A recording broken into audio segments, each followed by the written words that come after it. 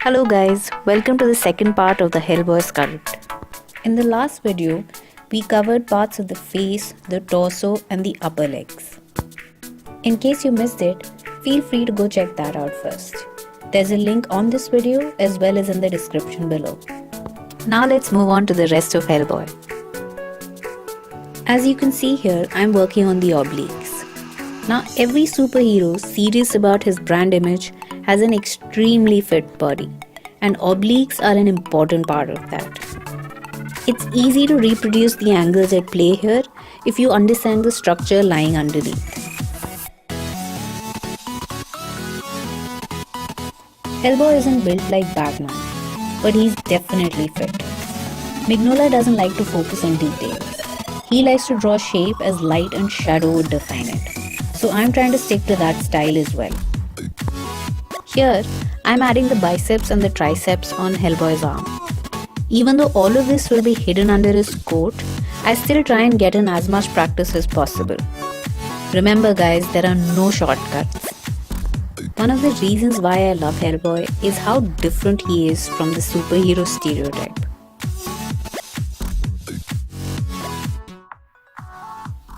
For Hellboy's eyes, I don't really have to focus on the upper eyelid, because Hellboy's brow covers most of it anyways. The lower lid on the other hand is very noticeable, so I need to make sure that I get the angles just right.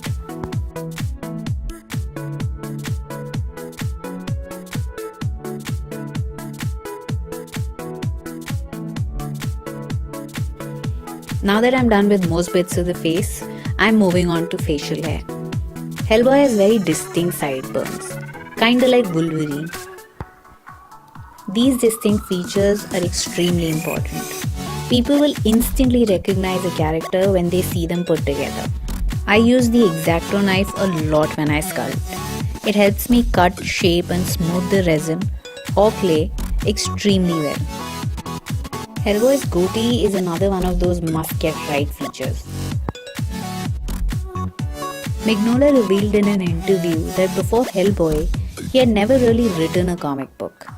So when he was building Hellboy's character, he decided to base his physical look on his dad and his personality on himself, because that was all he had for reference. Taking the time out to read further about the thought process of your favorite artist or any artist that inspires you is important. This is a great way of improving your own approach to your art.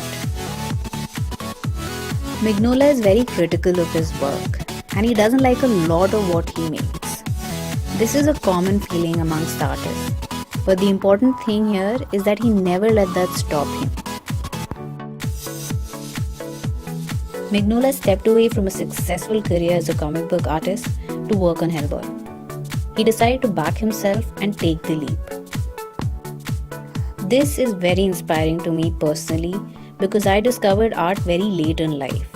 So building confidence in my skills has always been a struggle. But it's very important to believe in yourself because you never know where life might take you.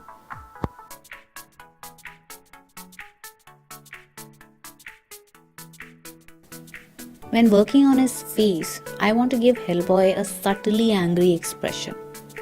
Hellboy is not the Hulk. He doesn't bare his teeth and pop veins in his head when he's angry. His character is a lot more internalized, and Mignola presents it beautifully in his comics. I'm attaching only a few elements to his belt, the main being his gun, the Good Samaritan. This lack of detail is intentional, mainly because this is not a single character sculpt. There will be giant tentacles, skeletons and other Mignola monsters underneath, so I don't want to add too much detail here. The piece needs to have impact as a whole.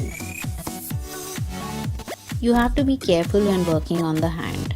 It's easy to make the hand disproportionately bigger, at least for me. I'm still figuring out my process of making the hand proportional and cleaner. The Hand of Doom is Hellboy's main weapon, so it can't have a smooth and gleaming surface. It needs to look like it's been in a lot of fights. I made the Hand of Doom removable. although I will be attaching it permanently once I've painted Hellboy and put his coat on. Here I'm adding the second ring around the Hand of Doom, and then I'm adding the marks and cuts to give it a rugged and worn out look.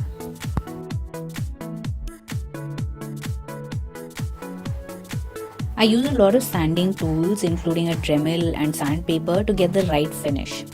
The grade of the sandpaper depends on the surface and the final look that I want. Here I'm using a grade 80 sandpaper because I want the surface to be textured and not smooth and seamless. Here I'm just adding a few more details and buttons to the belt. And finally we're at the feet. Hellboy wears an open toe boot kind of thing. Since I like the shape of the feet already, I'm just going to add the top part of the boot and bits to create wrinkles. I'm not happy with the way the wrinkles are turning out, so I definitely need to rethink my approach. And with that, we're done with most of Hellboy. Join me next week as I finish this coat and start painting. If you want to see the journey so far or where we're headed next, then do check out the rest of the videos in the Sketch to Sculpt series. Also, if you like this video, please like, subscribe and share. Every little bit counts. Thanks for joining me and do check back next week.